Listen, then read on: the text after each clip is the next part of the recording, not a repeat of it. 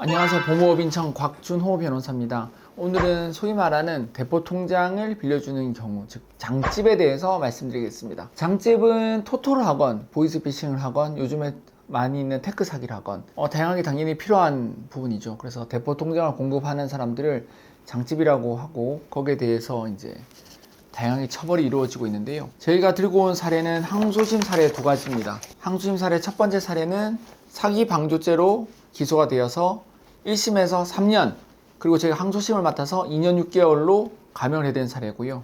두 번째 사례는 사기로 기소가 되어서 1심에서 7년, 저희가 항소심을 맡아서 5년으로 감형해드린 사례입니다. 이 사례 두 개를 가져온 거는 대포통장 사례는 정말 많지만 비교하기 좋은 사례여서 두 가지를 가져온 것입니다. 첫 번째 사례는 사기 방조, 그리고 컴퓨터 등 사용 사기 방조, 전자금융거래법 위반, 정금법 위반 이렇게 기소가 되었습니다. 일반적으로 대포통장을 이렇게 빌려주는 경우에 사기가 되느냐 또는 사기 방조가 되느냐 하는 부분은 가담 정도에 따른 부분입니다. 단지 통장을 빌려주고 또는 그 통장을 빌려준 것에 대해서 수수료를 받았지만 그 통장 빌려주거나 그 수수료 받은 금액이 작고 기간도 크지 않은 경우에는 방조로 기소되는 것이고요. 두 번째 사안처럼 통장을 빌려주는 것은 기본이고 통장을 관리하면서 심지어는 그 통장에 들어온 돈을 인출까지 해주고 그래서 보다 깊숙이 범죄에 대해서 관여하게 되면은 단순한 방조가 아니라 그냥 사기죄로, 그러니까 사기죄의 공범으로 기소됩니다. 이 사기죄의 공범으로 기소가 된 경우에는 형량도 앞서서 방조로 기소된 경우는 금액도 물론 차이가 나겠지만은 1심에서 3년이 나왔고 이 사기죄로 기소된 경우에 있어서는 1심에서 7년이 선고가 되었습니다. 그래서 둘 다 1심에서 3년 나온 사례는 제가 2년 6개월, 7년 나온 사례는 5년으로 각각 감형을 해드렸는데요. 이처럼 가담 정도나 또는 같은 통장을 빌려준 경우를 하더라도 수익을 얻은 정도에 따라서 이게 달라지게 됩니다. 결국 방조가 되느냐 아니면은 사기죄 같은 공범이 돼서 사기죄로 처벌받느냐 하는 부분은 가담 정도에 대한 부분인데 가담 정도가 얼마만큼 많냐 적냐 그것은 뭐 기준이 정해지는 건 아니기 때문에 그 통장을 빌려준 횟수라든지 그 다음에 기간 이런 걸로도 보게 됩니다. 특히 중요한 것은 수익인데요. 내가 이 범죄에 어느 정도 관여를 했는지는 결국은 내가 얼마만큼의 돈을 이 범행으로 인해서 벌었는지와 관련되기 때문에 관련 공범들과 수익에 대한 비교를 해보면 그 어느 정도 방조로 될 것인지 또는 어떤 공범으로 돼가지고 이제 사기죄로 처벌받을 것인지가 어느 정도 좀 정리가 될 수가 있습니다. 이처럼 대포통장을 빌려주는 것은 가장 기본 중에 기본이고요.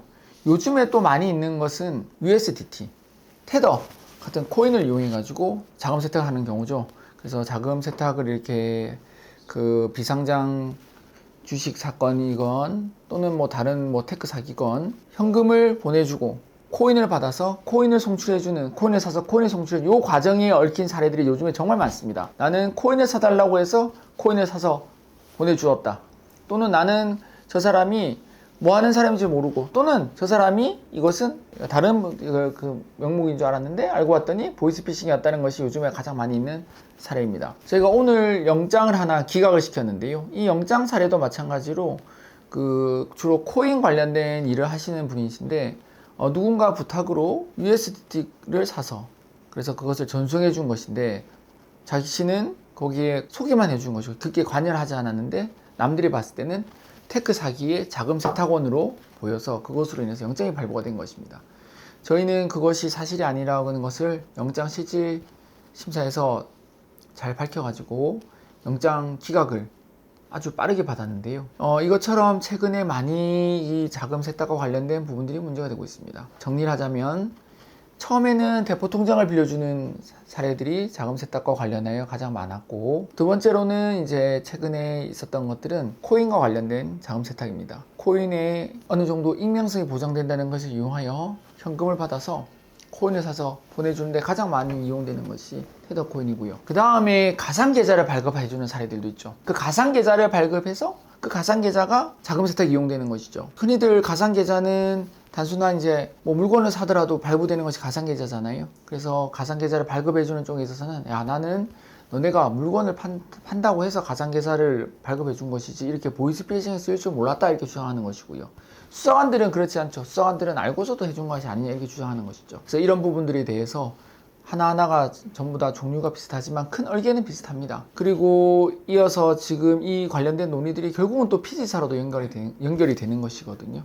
그래서 이런 가상계좌 또는 코인 관련 거래, 대포통장, 그것과 이어지는 또 가상계좌 이어지는 피지사와의 문제 등등등이 결국은 이제 자금 세탁과 관련된 이 저간의 쟁점들이라고 할 수 있습니다. 만약 자금 세탁과 관련돼서 내가 억울하게 나는 코인을 사달라고 부탁받은 것인데 수상한들은 나를 자금 세탁하는 사람으로 보고 있다든지, 나는 가상계좌를 사업상 목적으로 발급받아서 전달해 준 것인데 수상한들은 돈을 받고 자금 세탁에 도움을 준 것으로 본다든지, 이런 경우에 있어서 저희 사무실에 문의 주시면 실전 점검 경험을 바탕으로 해결 방안을 잘 설명드리겠습니다.